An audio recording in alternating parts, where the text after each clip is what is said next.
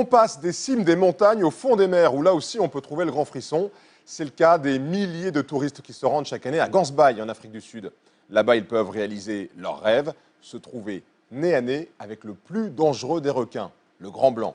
Emmanuel Retz et Nicolas Forest. La baie de Gansbaï, au point le plus au sud de l'Afrique. Comme chaque matin, André Hartmann, 58 ans, va faire son petit tour en bateau. C'est un peu comme une drogue pour ce gars du cru, ancien chasseur de trésors sous-marins. Depuis 40 ans, il est fasciné par un prédateur que l'on trouve généralement en très haute mer. Mais ici, en 10 minutes, ils sont déjà à l'affût.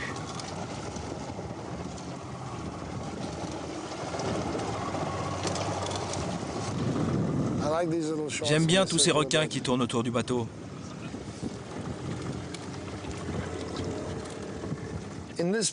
Les seuls requins qu'on trouve ici, ce sont les grands blancs. Tout autre squale qui s'aventurerait ici se ferait dévorer par eux. On est sur leur territoire. Il y en a encore un qui arrive de l'autre côté.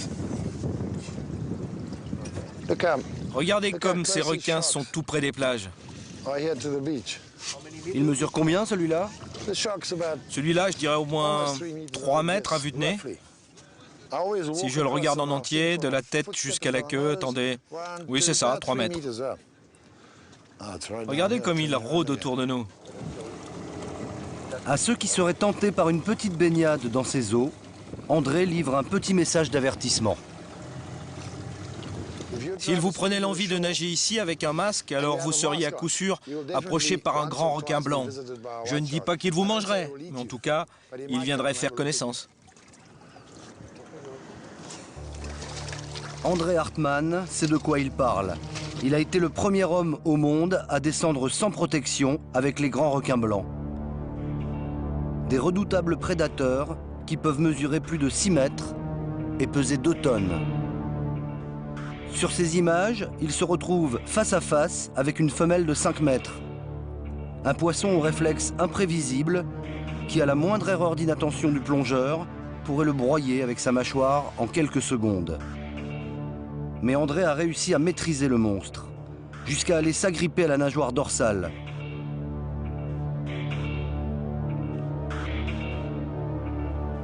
Le requin blanc est un des plus agressifs envers l'homme, mais grâce à son expérience, André a découvert comment éviter de se faire attaquer. Lorsque le grand blanc s'approche de trop près, il n'y a qu'une chose à faire pour le dissuader de mordre.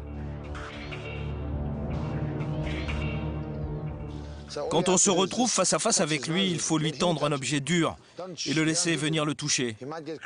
Pas de geste brusque, sinon il peut vous mordre. Laissez-le venir au contact, il croira alors que votre corps est aussi dur que cette brosse, par exemple. Mais vous ne pouvez pas faire cela si vous ne regardez pas sous l'eau. Si vous n'avez pas de masque, vous ne verrez pas le requin. Et là, s'il a envie de vous attraper, il vous mordra avant que vous n'ayez pu faire quoi que ce soit. André Hartmann a été le premier à découvrir un point ultra sensible chez le requin blanc. Des points noirs situés sous les yeux de l'animal, appelés les ampoules de Lorenzini. Un organe sensoriel qu'ils sont les seuls à posséder.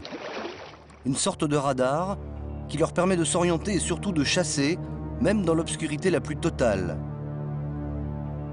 Mais en touchant cette zone avec sa main, André a découvert que cela provoquait une paralysie momentanée chez le grand requin blanc.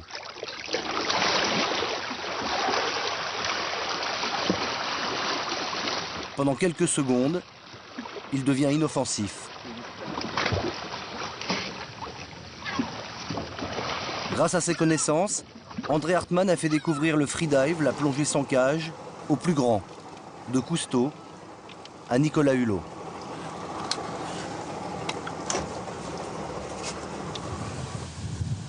Gansbaï possède parmi les plus jolies plages d'Afrique du Sud, mais aussi les plus dangereuses.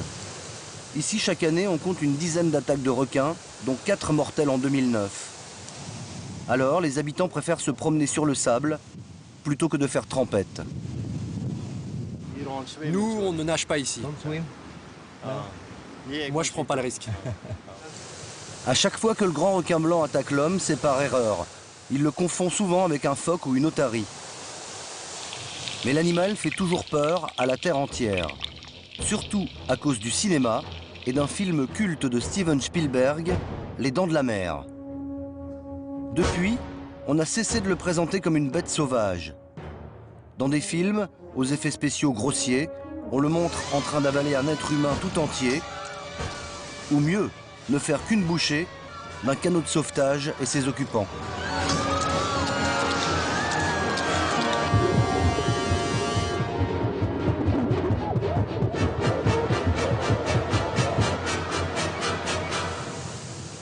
Cette peur viscérale a fait le bonheur de Gansbaï, un petit village de pêcheurs en déclin. Depuis une dizaine d'années, toute l'économie est tournée vers le tourisme du requin. Dans ce bourg de 4000 habitants, on trouve le grand blanc partout. Dans les poissonneries, on sert du requin en tranches, mais pas du blanc car l'animal est protégé depuis 1991. On peut aussi le déguster en biltong, une spécialité de viande de squale séchée et très salée. Dans la ville, il y a même un petit musée local qui rappelle qu'à une certaine époque, on pouvait le pêcher et collectionner sa mâchoire. Aujourd'hui, une telle pièce peut se revendre 100 000 $ au marché noir. Mais ici, la plupart des touristes ne viennent pas pour écouter Günther et son petit accordéon. Si l'on se déplace de la terre entière, c'est pour une autre spécialité locale, la plongée en cage avec les requins. À Gansbaï, 8 agences proposent le voyage. Caroline et Patrick, un couple suisse, est venu spécialement de Genève pour connaître le grand frisson. 150 € pour aller tâter du grand blanc de très près. Ça vous fait pas peur, pas du tout? Non, moi pas, mais forcément un peu une appréhension quand même. Ouais. Avant d'aller plonger, chacun doit signer une décharge. S'ils font les idiots pendant qu'ils sont sur le bateau, ils ne pourront pas nous en tenir responsables. Mais de notre côté, on fera tout pour que ça se passe bien à bord. Vous demandez aussi le contact d'un membre de la famille. Pourquoi? Bien sûr, si un accident arrive et il peut s'en passer des choses sur le bateau, alors il faudra appeler quelqu'un. Et pour être sûr que le requin soit au rendez-vous, Steve a son petit secret. Dans l'arrière-boutique, il prépare le repas du midi. C'est des têtes de thon de différentes qualités. On va accrocher une petite ficelle sur sa bouche et normalement ça devrait attirer le grand blanc. C'est son plat préféré? Oui, il adore ça. Allez, c'est parti. Ce jour-là, Brian McFarlane emmène sur son bateau une vingtaine de touristes. 10 minutes à peine avant d'arriver sur la zone. À bord, les amateurs de sensations fortes se préparent en enfilant une combinaison pour affronter une eau à 13 degrés.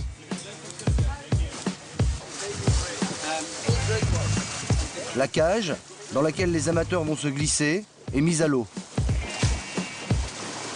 Pour Brian, pas de danger. Le matériel devrait résister à la charge. C'est de l'acier galvanisé. On doit utiliser ce matériau pour protéger les clients, au cas où les requins chargent la cage. La tête de thon est prête. Il ne reste plus qu'à la lancer à l'eau. Les premiers requins ne tardent pas à faire leur apparition.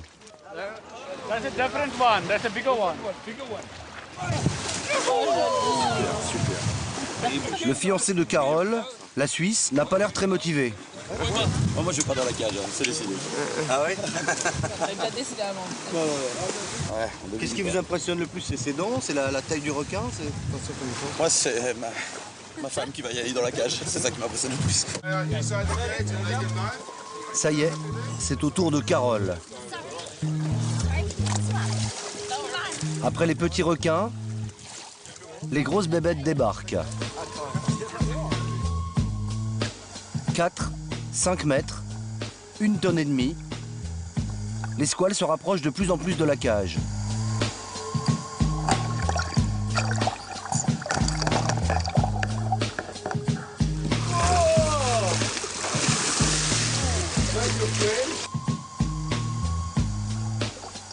Énervé par l'odeur des appâts, un grand blanc s'approche de très près.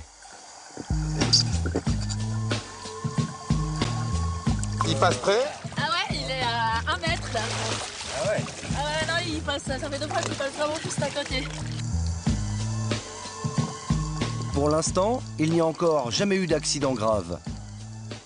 Il y a quelques mois, un grand blanc a tenté de sauter dans une des cages au moment où les plongeurs sortaient.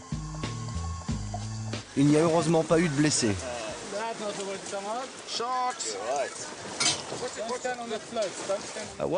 Qu'est-ce qui se passe si quelqu'un tombe à l'eau? Si quelqu'un tombe, le requin va entendre le splash et réappliquer aussitôt. Il faut donc remonter au plus vite. Alors c'était comment? Il y en a un qui est plus petit que les autres, mais il y en a un, il est énorme. Il passe vraiment près de la cage. Hein. Ça. On voit le blanc? Ah ouais, tu vois bien, le blond, tu peux compter les dents, c'est génial. Bravo mon cœur. Je suis super fier de toi. Avant de rentrer sur la terre ferme, un petit tour vers le garde-manger.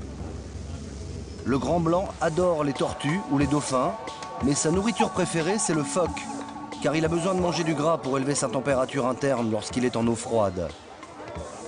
Pour l'instant, les phoques de Gansbaï restent sur cet îlot, car ils doivent nourrir les petits qui viennent de naître. Mais au mois de mars, les bébés pourront nager tout seuls, et là ce sera le carnage. La plongée en cage avec les grands blancs fait polémique en ce moment en Afrique du Sud. Des scientifiques se demandent si le fait d'amener de plus en plus d'humains au contact de ces grands prédateurs ne pourrait pas changer leur comportement alimentaire et l'amener à multiplier les attaques sur l'homme.